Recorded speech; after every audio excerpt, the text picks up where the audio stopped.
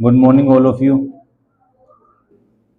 तो आज की न्यूज़ में द हिंदू और इंडियन एक्सप्रेस में से हैं। टोटल 6 न्यूज़ हैं। अब इन 6 न्यूज़ में से 3 से 4 न्यूज़ सोशल साइंस की। सोशल साइंस का बेसिक मतलब ये होता है कि समाज में जो भी घटनाएं या इवेंट हैपनिंग हो रहे हैं, चाहे वो क्राइम से रिलेटेड हो। क्राइम किसके किसके खिलाफ होता है? एक बंदे का दूसरे बंदे के खिलाफ तो होता है, एक पर्सन का दूसरे बंदे पर्सन के खिलाफ तो होता है, और तो कुछ होता नहीं। लेकिन एक पर्सन का दूसरे पर्सन के खिलाफ क्यों क्राइम होता है? एक तो दो बड़े बड़े महायोद्धा की लड़ाई होगी, वो हम क्राइम नहीं मानेंगे। क्राइम उसको मानेंगे एक कमजोर है और एक शक्तिशाली है, एक पावरफुल और एक वीक है। तो वीक और पावरफुल के अंदर कई सदियों से ही है ना दबाया जा रहा है, क्राइम होता जा रहा है। लेकिन हमारी सोसाइटी अब ऑर्गेनाइज हो गई है, हमारी सोसाइटी बनकर अब तैयार हो गई है। तो हमारे को rule and regulation, law and order की सिचुएशन होती है कि अब सभी को अधिकार होंगे, चाहे वो कमजोर हो चाहे शक्तिशाली हो, चाहे वो पुरुष हो चाहे नारी हो, चाहे एक चाइल्ड हो चाहे मेल हो चाहे फीमेल हो। ठीक है। तो अब क्या हो गया कि समाज में, सोसाइटी में बेसिकली एक जो वीक वर्ग है, कमजोर वर्ग है, उसके खिलाफ कंटिन्यू हिंसा होती आ रही कई सदियों से हिंसा होती आ रही है। अब सोसाइटी के सबसे कमजोर ऑर्गन कौन से माने जाते हैं? अब सोसाइटी के बेसिकली हम अगर माने तो सोसाइटी का कौन कौन पार्ट है? Man, women, child. ये तो कैटेगरी है बेसिकली, यही कैटेगरी है बेसिकली। तो मैन, विमेन और चाइल्ड। अब इनमें से सबसे वीकेस्ट वर्ग कौन सा है? ये दो, विमेन और चाइल्ड। क्यों? एक तो फिजिकल इनकी जो कैपेसिटी है, फिजिकल जो पावर होती है कंपेरेटिवली कम होती है। कोई पुरुष, कोई मेल फीमेल को आसानी से पीट सकता और पीटता रहा है कई सदियों से। लेकिन अब कानून बन गए हैं कि महिलाओं की सुरक्षा और महिलाओं के बचाव के लिए कुछ कानून होंगे जो महिलाओं की कंटिन्यू सुरक्षा करेंगे। फीमेल्स को प्रोटेक्शन करने के लिए कई प्रकार के लॉ बनाए हुए हैं कंट्री में, बहुत प्रकार के लॉ बनाए। तो कई लॉ बनाए हुए हैं फीमेल को बचाने के लिए।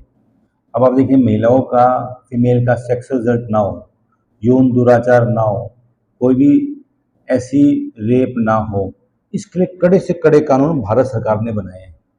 और भारत सरकार ने नहीं, पूरे विश्व में फीमेल की प्रोटेक्शन के लिए different type of law was passed and is being passed. Different type of law पास किए गए हैं फीमेल की सुरक्षा के लिए, चाहे वो फीमेल स्पिंस्टर हो, मतलब कुंवारी हो, चाहे मैरिड हो। मैरिड में कई प्रोटेक्शन है और अनमैरिड में भी कई प्रोटेक्शन है, तो ताकि उनकी फिजिकल कोई, उनकी इंटीग्रिटी के साथ कोई समझौता ना हो, उनके साथ कोई भी ऐसी घटना घटित ना हो। तो बेसिकली यही तो है। तो समाज का वीकेस्ट वर्ग क्यों है? क्योंकि इनके पास फिजिकल पावर मैन के मुकाबले कम है। और जहां भी आप देखेंगे ना, तो पुरुष या मैन ही है ना उसमें रिस्पॉन्सिबल पाया जाता है। हालांकि फीमेल का भी आजकल ऑर्गेनाइज क्राइम हो गया है कि जो वेश्यावृत्ति होगी उसमें फीमेल मेल दोनों शामिल होते हैं। लेकिन जो एट लास्ट जो एक्सप्लोटेशन होता है वो तो फीमेल का ही होता है। जो भी ह्यूमन ट्रैफिकिंग है, ह्यूमन ट्रैफिकिंग का बेसिक मतलब ये हो गया कि महिलाओं को, छोटी बच्चियों को एक जगह से दूसरी जगह किडनैप करना, किडनैप करने के बाद उसको बेचना। जैसे उसमें कई इलाके हो गए, पूरे हरियाणा में, पूरे इंडिया में अलग अलग इलाके हैं। एक तो ये मसला हो गया, और दूसरा वीकेस्ट पॉइंट हो गया, वीकेस्ट कड़ी हो गई हमारी सोसाइटी को बनने में, बच्चे, छोटे बच्चे जो अपनी सुरक्षा कर नहीं सकते। चाइल्ड बेसिकली 2 से लेके या 1 से लेके 8 साल तक की उम्र के, इनमें थोड़ी आईक्यू कम होती है। आईक्यू कम से ज़्यादा फिजिकल पावर कम होती है, तो इनको किडनैप करना आसान है। इनको चीज़ों को, मतलब कि इनसे कोई भी काम करवाना आसान है मार पीट कर। तो जो पहली न्यूज आई है इंडियन एक्सप्रेस में वो to find a lost child. तो सोसाइटी सब चीजों से बनती है, लेकिन जब एक कड़ी गायब हो जाए ना, और एक कड़ी गायब हो जाए और एक कड़ी पे बहुत ज्यादा एट्रोसिटी हो, तो बहुत ज्यादा सिस्टम से गड़बड़ा जाता है सोसाइटी का। इंडिया वर्ल्ड का फोरमोस्ट सबसे नंबर 1 पर है जहां पर बच्चों को सबसे ज्यादा गुमशुदा होते हैं या सबसे ज्यादा घूमते हैं, जिनको सबसे ज्यादा किडनैप कर लिया जाता है। इंडिया नंबर 1 पर है पॉपुलेशन वाइज।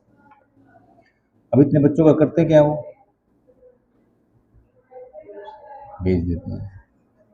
अब उनसे क्या करते हैं, पहले वो तो किडनैप करते हैं, वो किडनैपिंग करते हैं।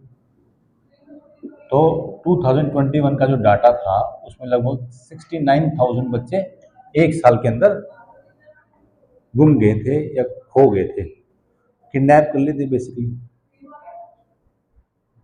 अब क्यों किडनैप कर लिए थे, क्योंकि उनसे एक तो आर्थिक कमाई होगी जो भी किडनैप कर रहे हैं। 3-4 कैटेगरी हो सकती है। एक तो रैंसम समझते हो ना, रंगदारी, कि बच्चे को किडनैप कर लिया और उसके बदले माँ बाप से पैसे ले लिए। ये तो बहुत कम है, लेकिन जो ज्यादातर क्या है कि ह्यूमन ट्रैफिकिंग में ना इनको शामिल कर लिया जाता है। और बच्चों में भी 80% से ऊपर फीमेल है बच्चियां। अब इसमें क्या किया जाता है, इनको कुछ हार्मोनिकल इम्बैलेंस करके इनको जल्दी जवान किया जाता है, ताकि वो दूसरे ऐसे गंदे कर्म में उसमें लगा सके उसको। ठीक है। और भीख मंगवाई जाती है। भीख क्यों मंगवाई जाती है, भीख का पूरा गिरोह होता है, भीख मांगने वालों का पूरा गिरोह होता है। इसलिए ये मुझे आपसे गुजारिश है और जो वीडियो देख रहे हैं उनसे गुजारिश है कि कभी भी किसी भी बच्चे को भीख मत दीजिए, कोई भी पैसा मत दीजिए और कुछ खाने को मत दीजिए। अब इसके पीछे लॉजिक बताता हूँ मैं। अगर आप उसको पैसा देंगे, एक्चुअली सोसाइटी में बच्चों का किडनैप क्यों हो रहा है, क्योंकि उसको पता है कि बच्चे जब भीख मांगे ना तो बड़े लोग इमोशनल हो जाएंगे। कोई जवान हट्टा कट्टा लेडीज या पुरुष मांगेगा आपसे भीख तो आप नहीं देंगे ना, लेकिन जब छोटा बच्चा मांगेगा ना तो आपके अंदर की इमोशनलिटी जाग जाएगी। लेकिन वो पैसे जा कहाँ रहे हैं, अगर उसके पापा या तो जो किडनैप कर रहे हैं उनके पास जा रहे हैं। अगर कोई किडनैप नहीं हुआ है, जिसके पेरेंट्स भी हैं, पापा है जो अपने बच्चों को भीख मंगवाते हैं, वो डेली शराब पीते हैं, उनसे पैसा लेते हैं, तो उनको एक कहानी सी मिल जाएगी। तो आप कभी बच्चों को पैसा मत दीजिए। और तीसरी बात क्या होगी, बच्चों को अगर भीख मांगने की आदत लग गई, उसके बाद फिर बड़े होकर क्या करेंगे, वो वही काम करेंगे। और अगर आप खाना देंगे बच्चों को खाने के लिए तो क्या होगा, उस टाइम खाना तो दे देंगे आप, लेकिन उसके आप भविष्य के साथ आप खिलवाड़ कर रहे हैं। क्योंकि उसको पता लग गया बच्चे को कि पैसा नहीं तो खाना भी फ्री में मिलता है, तो उसके पेरेंट्स की जिम्मेवारी कम हो जाएगी, किडनैपर की जिम्मेवारी कम हो जाएगी। तो बच्चे को खाना तो मिल जाएगा, तो जरूरत तो है नहीं, पैसे भी लेके आएगा और खाना भी देना पड़ेगा। तो कभी भी बच्चों को, जैसे हम सोचते हैं कि चलो हमने पैसे नहीं दिए, खाना तो खिला देते हैं, बेचारा मांग रहा है समोसे खिला देते, लेकिन ये भी एक क्राइम है बेसिकली, क्योंकि आप उनके भविष्य के साथ खिलवाड़ कर रहे हैं। मैंने कई दोस्त या कई मित्र मिले हैं कि हमने पैसे तो नहीं दिए लेकिन उसको खाना खिला दिया। मैं कहा तुमने तो इससे बड़ा क्राइम कर दिया, खाना खिला दे तुमको। अगर तुम्हें खाना खिलाना है तो वृद्धाश्रम रहा, क्योंकि वहां की एक्टिविटी हो नहीं सकती, वहां खिलाओ। अब बच्चों को तुमने खाना खिला दिया, एक तो किडनैपर को प्रोत्साहन कर रहे हो आप कि हाँ और बच्चे उठा, बेसिकली यही तो चाहता है वो। खाना खिलाओगे तो उसको प्रोत्साहन मिलेगा, उनको पैसे दोगे तो किडनैपर को और प्रोत्साहन मिलेगा, और जितना उनको प्रोत्साहन मिलेगा, इंकरेजमेंट होगा, उतने ज्यादा बच्चों की वो किडनैपिंग करेंगे। किडनैपिंग क्यों हो रही है, बेसिकली किडनैपिंग जो हो रही है चक्र है ना, बेसिकली एक सर्कल है, मनी, किडनैपिंग। अब उनको पता है कि किडनैपिंग, किड्स की किडनैपिंग होगी तो मनी आएगी, इनका कोई खर्चा होगा नहीं, क्योंकि लोग खाना भी खिलाते हैं इनको और पैसा भी देते हैं। जब ये दोनों चीजें होगी तो किडनैपिंग कभी बंद होगी नहीं होगी। इसलिए भारत सरकार ने स्पेसिफिक बताया हुआ है लोगों को, कृपया करके बच्चों को भीख में आप पैसा मत दीजिए, उनको खाना मत खिलाइए। इवन एक बात बताता हूँ आपको मैं, यूएसए में तो है ना, अमेरिका में, अगर ऐसे कानून है, अगर आपने किसी बाहर किसी होमलेस को जिसका घर नहीं है या भिखारी है उसको खाना खिला दिया या उसको पैसे दे दिए तो वो क्राइम है, आपको पुलिस पकड़ लेगी। पुलिस तो यहाँ पे पकड़ लेती है, लेकिन हमारे कानून इतने इम्प्लीमेंटेशन होते नहीं है बेसिकली। तो ये बेसिकली एक चक्र है।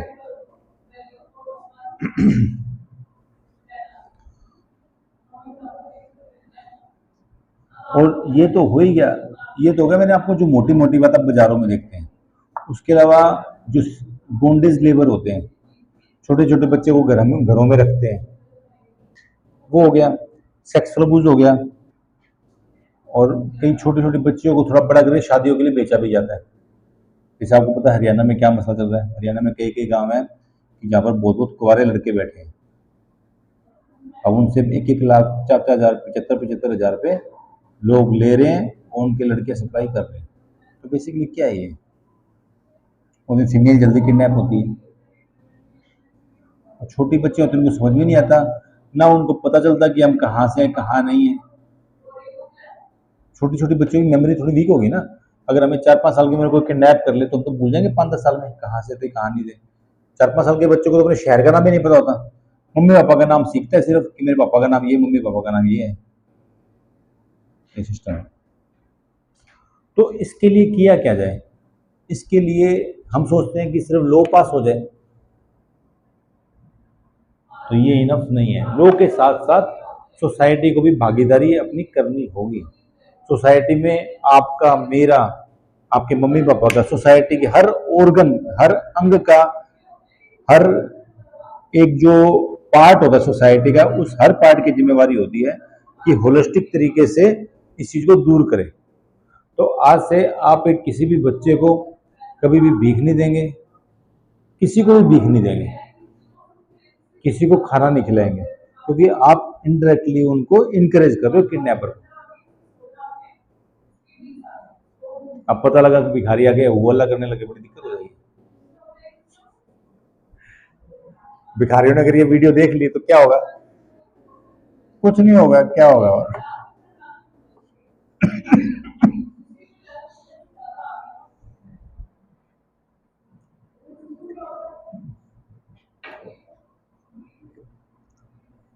आई बात समझ में? सब कुछ आ गया। तो इसके लिए लॉ तो पास हो रहे हैं, साथ में सोसाइटी को भी इंक्लूड करना पड़ेगा।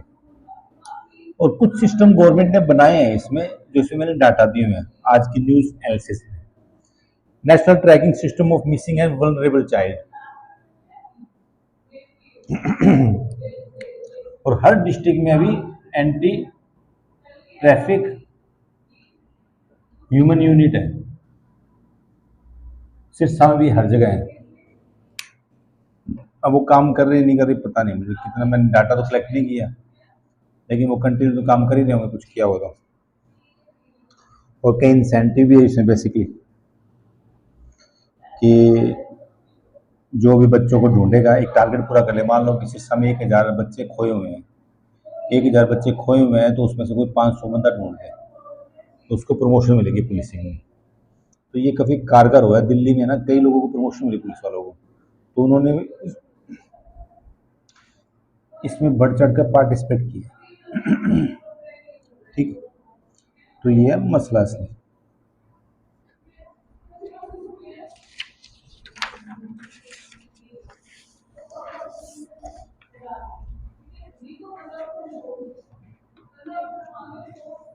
फिर नेक्स्ट हो गया सी नंबर, कैंसल कल्चर।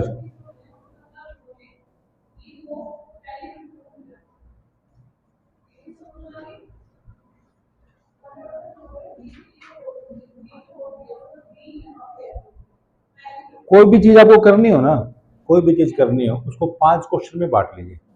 कोई भी चीज क्या है, क्यों है, कैसे है, कब हुई, कहाँ हुई, हर चीज के साथ ये बांट लीजिए, सारा कंसेप्ट क्लियर हो जाएगा आपका। क्वेश्चन आपको याद करने की जरूरत नहीं पड़ेगी, सिलेबस आपको याद करने की जरूरत नहीं पड़ेगी, तो स्पेसिफिक आप कर ही लेंगे। ठीक, अब नेक्स्ट हो गया कैंसल कल्चर। आपने न्यूज पढ़ी होगी ना ये स्नेहा?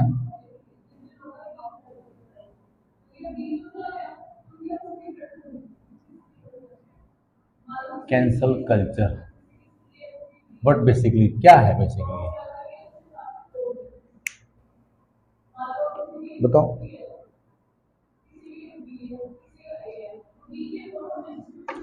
कैंसल कल्चर बेसिकली क्या है? जैसे मैं आपको एग्जांपल देता हूँ, खालिस्तानी आतंकवादियों ने सिस्टम स्टार्ट किया, आपको पता है। मैं पंजाब में रहता हूँ और पंजाब में मैंने बोल दिया कि खालिस्तान लोग देश को टुकड़े टुकड़े करके रहेंगे, इसके लिए हमें कुछ प्रावधान या सरकार को कुछ कड़े कदम उठाने चाहिए। मैंने तो ये बोल दिया, लेकिन मैं रहता हूँ खालिस्तानियों के बीच में। खालिस्तानियों के बीच में मैं नहीं भी रहता हूँ तो उनके जो सिंपैथाइजर है, जो उनके साथ इमोशनली अटैचमेंट है, वहां रहता हूँ। या वहां नहीं भी रहता, मैं सिरसा में भी रहता हूँ, कहीं भी रहता हूँ, तो मैं ऑनलाइन वो डाल दिया, उसकी ट्रोलिंग स्टार्ट हो गई कि मतलब कि मुझे गालियां गलौज स्टार्ट हो गई, मेरा बायकट स्टार्ट हो गया, मेरे को प्रतिबंध लगाने ऑनलाइन ही। इसमें उसमें कोई कानून की या सरकार की भूमिका नहीं है, सरकार का कंट्रीब्यूशन नहीं है इसमें। इसमें कुछ ग्रुप है जो उनके सिंपथाइजर हैं, उनको एक प्लेटफॉर्म मिल गया। पहले तो क्या था, प्लेटफॉर्म सिर्फ न्यूज मीडिया थी या मीडिया थी, उसी के थ्रू लोग अपनी भावनाओं को व्यक्त करते थे, इमोशनलिटी को एक्सप्रेस करते थे। लेकिन अब ऐसा नहीं है। अब क्या हो गया, अब हर बंदे को एक स्टेज मिल गया। अब देखो जैसे हमारी वीडियो बन रही है, हमें एक स्टेज मिल गया लोगों तक दिखाने का, हमें कुछ एक्स्ट्रा एफर्ट करने की जरूरत नहीं पड़ी ना। तो उसी प्रकार से आप कुछ ऐसा बोलते हैं, चाहे वो सही हो चाहे गलत हो, आपने किसी के बारे में सही बोला है तो भी ऑनलाइन ट्रोलिंग होगी होगी। आपने किसी धर्म के बारे में बोल दिया, आपने किसी व्यक्ति के बारे में बोल दिया, आपने कुछ ऐसी बातें बोल दी जो मतलब कि सही भी है, लेकिन फिर भी सोसाइटी के कुछ पोर्शन को वो चीज अच्छी नहीं लगी। अब वो चीज अच्छी नहीं लगी तो ऑनलाइन आपको गालियां देने लगी, उनको आप कैसे रोक सकते हो? आपकी फोटो लगा दी, फोटो लेने की कितनी आसान है। सोशल मीडिया पर फेसबुक वो व्हाट्सएप कहीं ना कहीं आपकी फोटो पड़ी होगी, उसकी फोटो लगा दी, ट्रोलिंग कर दी और विशेष एक सर्कल चला दिया, उसके बारे में गलत बात बोल दी, कुछ भी बोल दिया। तो इसको बोलते हैं कैंसल कल्चर। इसकी वजह से क्या होता है कि एक तो इनसिक्योरिटी की भावना पैदा होती है, उसको रोके कैसे, रुकते भी नहीं है लोग। तो इसीलिए सरकार इन पर रूल एंड रेगुलेशन अप्लाई करने की कोशिश कर रही है। मैंने आपको एक थोड़े दिन आर्टिकल ही पढ़ाया था, याद होगा आपको, ग्लोबल गवर्नेंस बताया था ना आपको, ग्लोबल गवर्नेंस। अब जैसे सोशल मीडिया पर, याद कीजिए मैंने आपको एक आर्टिकल पढ़ाया था जिसमें मैंने बताया था कि पांच कंपनियां जो वर्ल्ड की G7 कंट्री, जर्मनी उसकी इकोनॉमिक से ज्यादा है। आप नहीं आए थे क्लास में?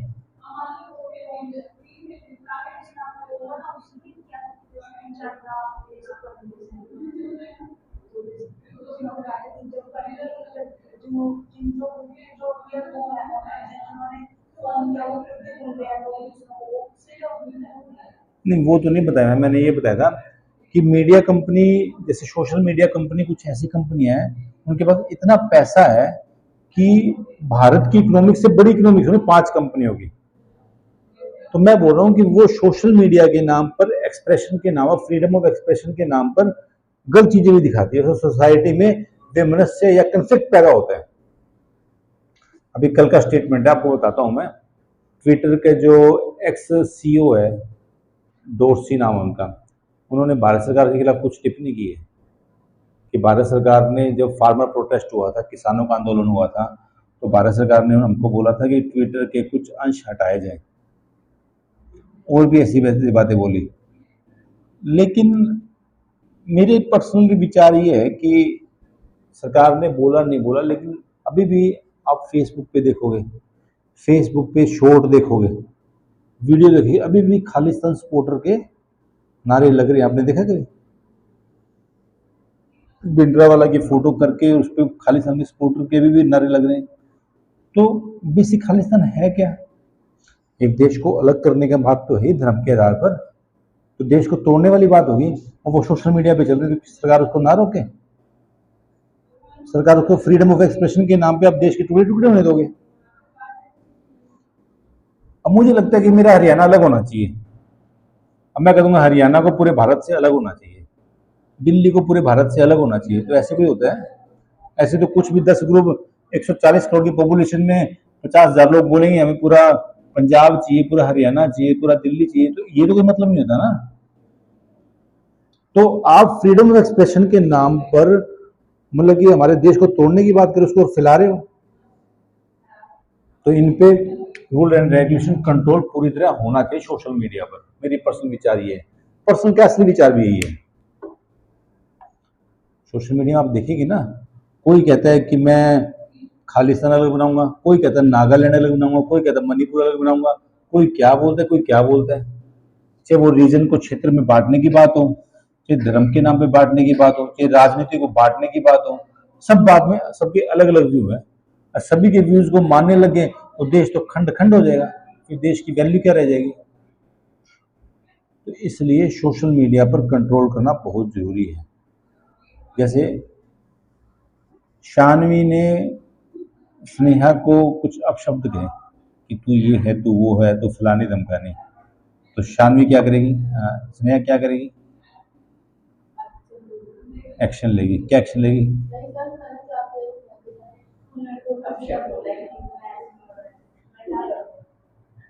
या तो फिर मुझे शिकायत करेगी कि सर उसने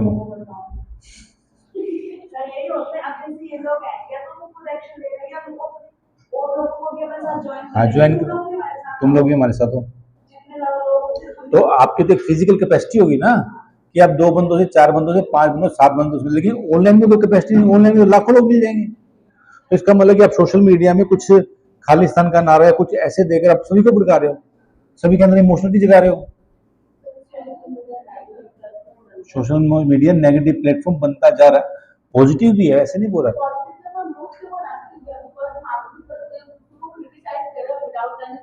हाँ, तो इसने आपको कुछ बोला तो आप शांत दिमाग के हो, लेकिन आपको हर्ट हुआ है, तो आप पुलिस थाने में जाके डिफेमेशन का केस डाल दोगे, अवमानना का, वो बात अलग है। लेकिन सोशल मीडिया में तो आपकी लाखों लोग क्रिटिसाइज कर रहे हैं, लाखों लोग अपशब्द बोल रहे हैं, तो उनको कैसे टैकल करोगे? तो इसलिए सोशल मीडिया पर control and regulation is must. अब कहते हैं जी हमने फ्रीडम ऑफ एक्सप्रेशन दी, देश की कनेक्टिविटी, हमें इससे कोई मतलब नहीं है। हमें मतलब है कि आप लोगों की प्राइवेसी का ध्यान रख रहे हो नहीं रख रहे हो। अभी आपको पता है, आप स्मार्टफोन चलाने लगे हो, गूगल में आप ईमेल डालते हो, आप कहाँ जाते हो, उड़ान आई है सिरसा आते हो, अपने घर जाते हो, कब अमरनाथ के कब नहीं गए, आपके पूरे साल का खाका आपके पास आ जाएगा। स्नेहा इस साल में कहाँ कहाँ गई या इस महीने में कहाँ कहाँ गई, पता आपको? नहीं पता? बता देता हूँ, नहीं पता तो आपको मैं सब कुछ पता है उनको। आपके पास फोन है ना, तो उनको पता है कि शानवी 1 घंटे कहाँ बैठी। हाँ, 1 घंटे मेरे फोन में तो है, सबके फोन में वो आपके 1 घंटा कहाँ बैठी, किस रेस्टोरेंट में बैठी, उस रेस्टोरेंट में कितनी देर रही, फिल्म कितनी देर देखी इसने।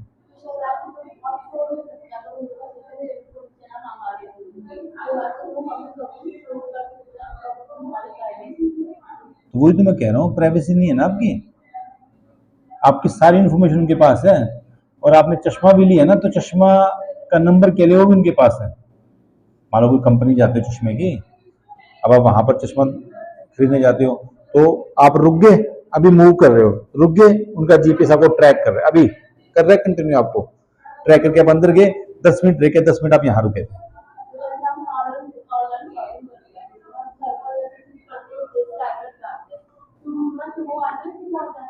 सब कुछ है उनका आपके पास, सब कुछ है आपका। आप अपने घर में भी कितनी देर रहे, स्कूटी पे जा रहे हो आप या पैदल जा रहे हो या कार में जा रहे हो, सब पता है उनको। अगर सूचना निकालना चाहे तो निकाल लेंगे आपके 1 मिनट में, मैं निकालूंगा आपकी सूचना, वो तो बहुत बड़ी बात है, मैं आपकी सूचना निकाल लूंगा फोन चेक करके आपकी। आपका फ़ोन चेक करके, क्योंकि जो भी कोई आप ऐप डाउनलोड करते हो ना, या कोई जब फ़ोन करते हो तो वो परमिशन मांगता है आपसे, मीडिया परमिशन, मैप परमिशन, वो सारी चीज़ मांगता है। वो आप क्लिक क्लिक क्लिक क्लिक करके क्लिक क्लिक करके करते रहते हो सारे। वो आप क्लिक नहीं कर रहे हो, वो आप अपनी प्राइवेसी दे रहे हो। हर ऐप कहता है गैलरी नेट की, हाँ, परमिशन मांगता है। हाँ, परमिशन नहीं मांगता, वो आपकी सारी प्राइवेसी ले लेता है कि आपने किस पोज में फोटो खिंचवाई है। आपको पता नहीं था, मुझे तो लगा आपको मुझसे ज्यादा मॉडर्न हो।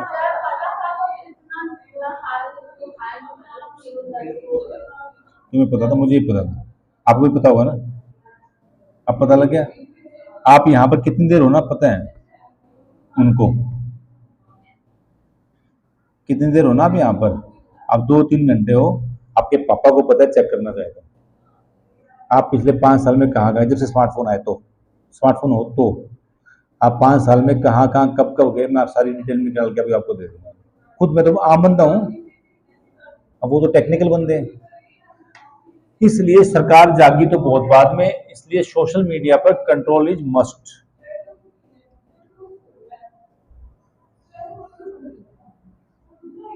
Control is must. वो इस्तेमाल भी तो करेंगे ना, वोटिंग में, हर चीज में इन्फ्लुएंस करेंगे। तो ये मीडिया, ये जो कैंसल कल्चर है, कैंसल कल्चर का जो बेसिक मतलब तो ये है कि कोई भी बंदा चाहे सही बात बोले चाहे गलत बात बोले, उसका कंडेम करके उसको ऑनलाइन ट्रोलिंग करना, तो ये है बेसिकली। तो ठीक है।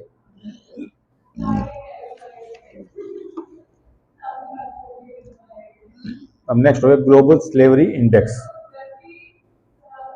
Where does India rank and why are its finding contested. India भी देखो पास नंबर 1 है इस पर, पॉपुलेशन वाइज। परसेंटेज वाइज तो नॉर्थ कोरिया वैसे।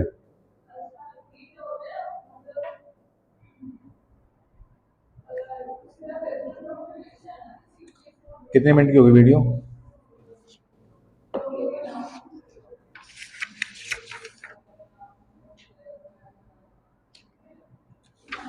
उसके पहले ये हो, देखिए, lightning blamed for Canada fires will get worse in a warming world. बाकी जो 3 न्यूज है वो आपको ऑफलाइन करवाऊंगा, उसमें वीडियो में नहीं डालूंगा। बंद कर दो। Thank you.